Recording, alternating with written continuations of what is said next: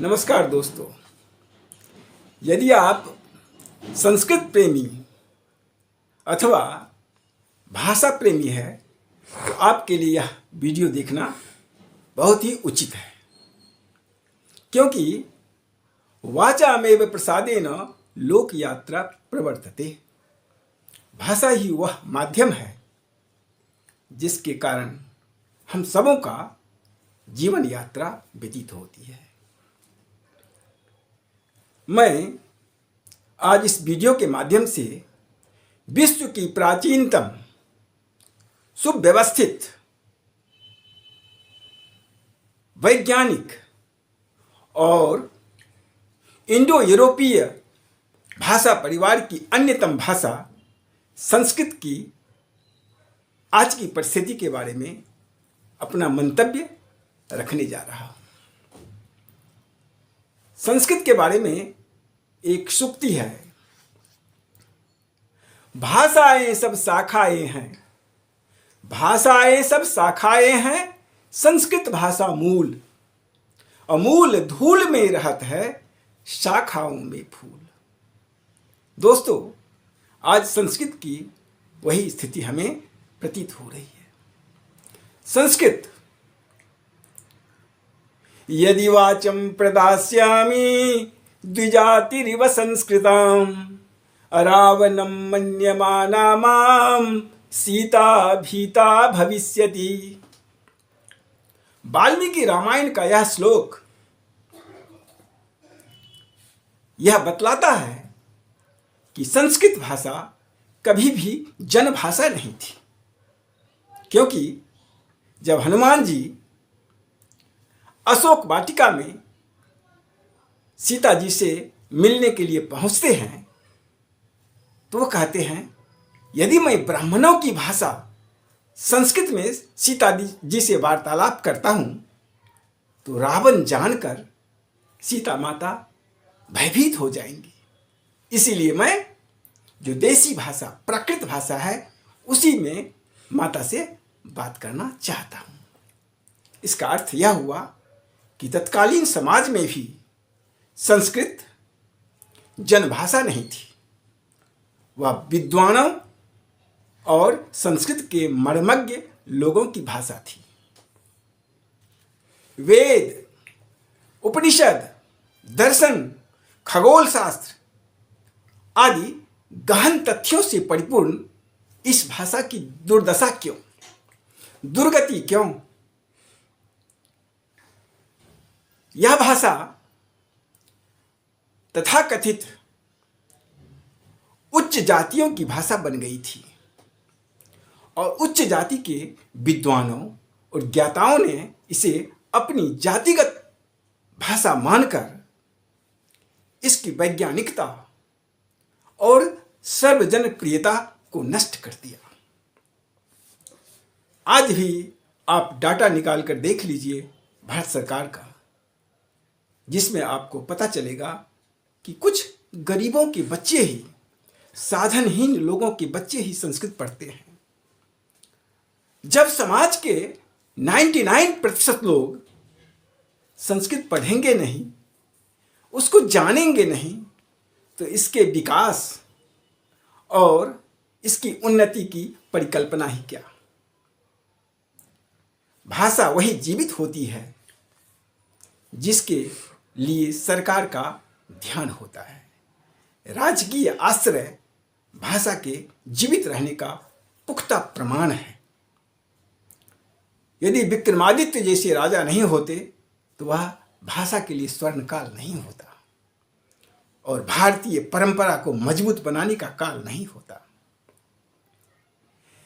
कर्मकांड और धार्मिक कार्यों से संस्कृत भाषा को जोड़ना इसके विनाश का और इसकी अधोगति का मुख्य कारण माना जा सकता है। यदि हम इसे केवल पूजा पाठ और कर्मकांड की भाषा बनाकर संस्कृत को ऊंचाई पर ले जाना चाहते हैं तो यह कपोल कल्पना है, कभी भी संभव नहीं था, न कभी संभव हुआ है। धन्यवाद तो जर्मन कवि, भाषा वैज्ञानिक मैक्स मूलर का करना चाहिए, जिन्होंने इस भाषा को, संस्कृत भाषा को विश्व की प्राचीनतम, समृद्ध, सशक्त भाषा के रूप में पहचान दिलाई। उन्होंने संस्कृत साहित्य और दर्शन को विश्व रंगमंच पर स्थापित किया, दुनिया के लोगों में इसकी पहुंच बनाई। और यही कारण है कि आज यूरोप और अमेरिका जैसे देश के लोग संस्कृत जानते हैं और उस पर अध्ययन करते हैं। यूरोप के अनेक विश्वविद्यालयों में, अमेरिका के अनेक विश्वविद्यालयों में आज भी संस्कृत का प्रशिक्षण, शिक्षण कार्य हो रहा है। एक जर्मन कवि गेटे ने जब अभिज्ञान शाकुंतल का अध्ययन किया तो वो नाचने लगे। कहा, भारत जैसे देश में इस तरह का साहित्य। और उन्होंने जब अभिज्ञान शाकुंतल, कालिदास के अभिज्ञान शाकुंतल का अध्ययन किया तो उन्होंने कहा, यही विद्वद्वर, यदि आप स्वर्गलोक और मृत्युलोक दोनों का सुख प्राप्त करना चाहते हैं तो अभिज्ञान शाकुंतल का सेवन कीजिए। ऐश्वर्यम यदि वांछसि प्रिय सखे शाकुंतलम सेव्यताम। इस तरह की बातें जर्मन कवि गेटे ने कहा था। तो वे सभी जर्मन विद्वान धन्यवाद के पात्र हैं, जिन्होंने संस्कृत को विश्व रंगमंच पर स्थापित किया और इसे एक सशक्त, प्राचीनतम भाषा के रूप में विश्व में फैलाया।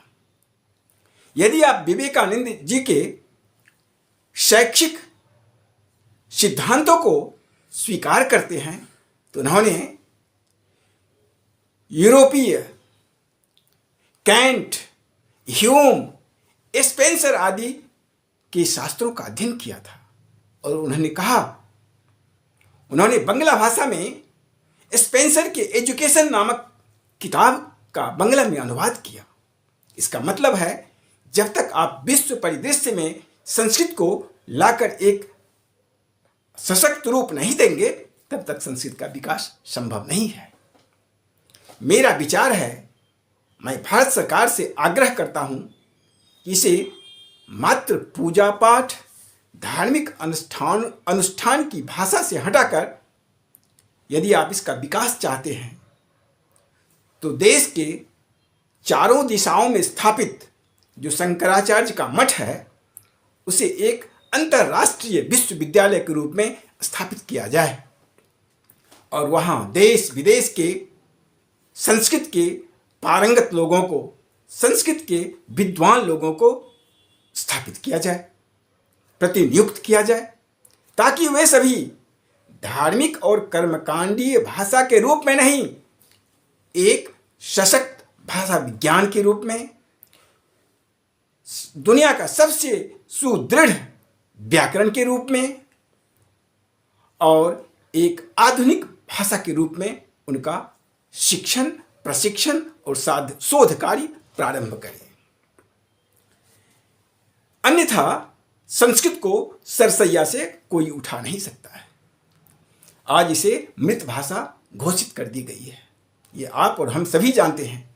किसी भी बड़े लोगों के बच्चे संस्कृत पढ़ना नहीं चाहते हैं, संस्कृत को अछूत समझते हैं, भाषा के रूप में अछूत या आत्मा विहीन शरीर के रूप में, शरीर के तरह संस्कृत भाषा हो गई है।